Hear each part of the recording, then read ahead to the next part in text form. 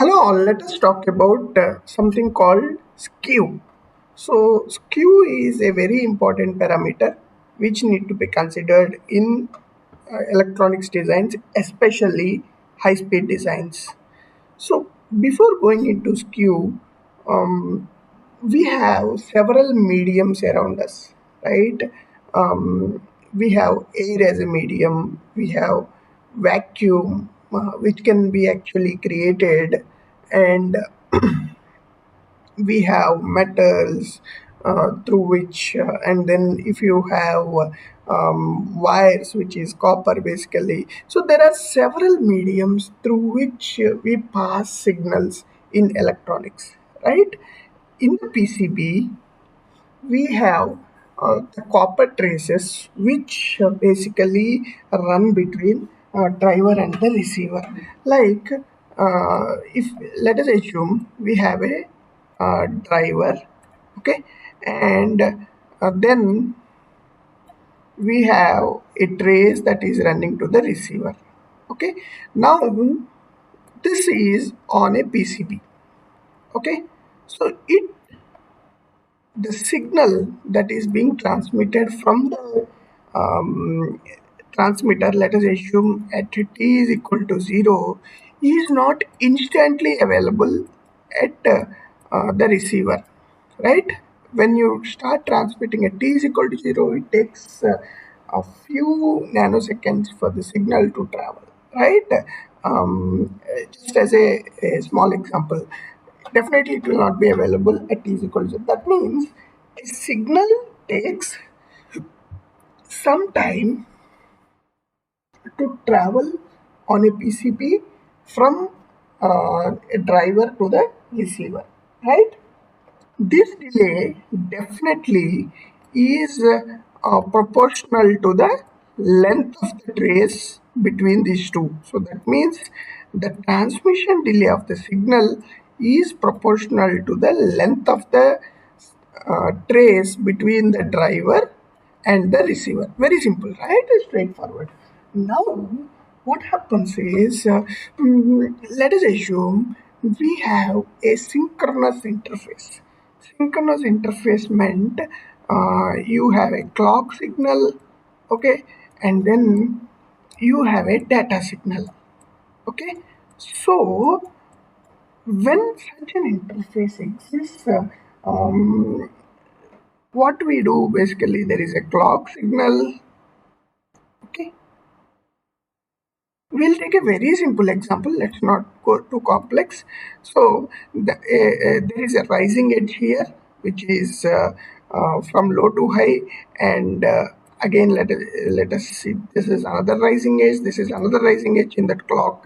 Let us assume we are sampling data on a rising edge, okay. uh, So this is when it samples, it sees a high here, and then it sees a low here, it sees high, it sees high. That means we are actually transmitting 1011. Now what is happening is we are actually sampling this particular signal at the receiver at the specific instance. That means the rising edge of the clock. Now, when you have DDR, data is clocked on both the edges of the clock, which is much critical, right? Uh, and what actually happens is when you have the clock signal on a PCB routed, let us assume it is having a length L, and then a data signal that is routed. Let us assume this is having a length L1. We must always ensure that length L1 is approximately equal to L. So the length of the clock signal must always be equal to the data signal. Basically, this matching of length on a PCB trace is called length matching in high-speed signals, which is a very important thing to be done if the data is to be clocked on edges. Now, we are talking about, we are seeing a signal which, if you see at first instant, a very low frequency kind of signal, right? There could be high frequency signals where, let us assume a 1 gigahertz, for example. Okay, 1 gigahertz is like 1 nanosecond. So 1 nanosecond, if you take the time period of 1 nanosecond, you actually every 1 nanosecond there is a data that need to be captured. So any delay, any signal delay which happens on a trace could lead to a signal error, symbol error basically, which leads to data loss, and the channel might collapse, which is a very critical parameter which we are seeing, right? So the length matching, as we are mentioning here, is a very crucial parameter to be considered in high speed signals. So length matching is required because there is a skew in the channel.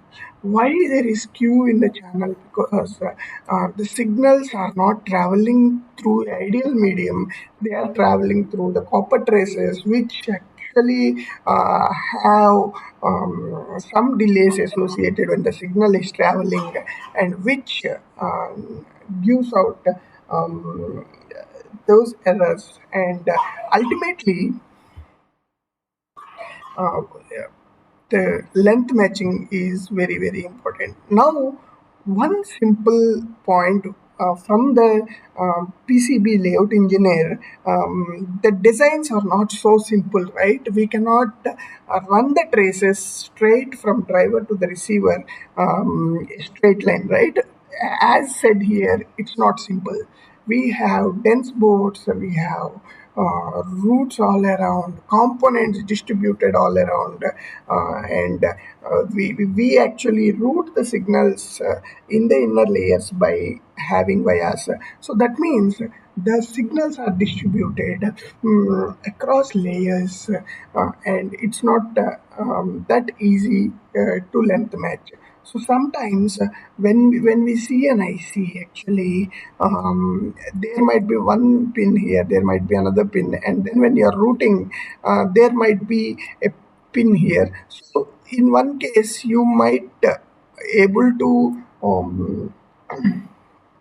route the signal with the shortest length, but the other signal might have to go through some other path. In this case, there is definitely a length mismatch that is associated. So, in this case, design engineers use some techniques called serpentine routing kind of things, or trying to have a via route them in inner layers and just increase the length. So, there are several techniques which are employed by the PCB layout engineers, which we will talk in the next videos. Hope we gave a glimpse of what is Skew and what are the problems with Skew, and how to tackle the Skews. Please post if you have any questions. Please post your experiences on Skew. Thank you.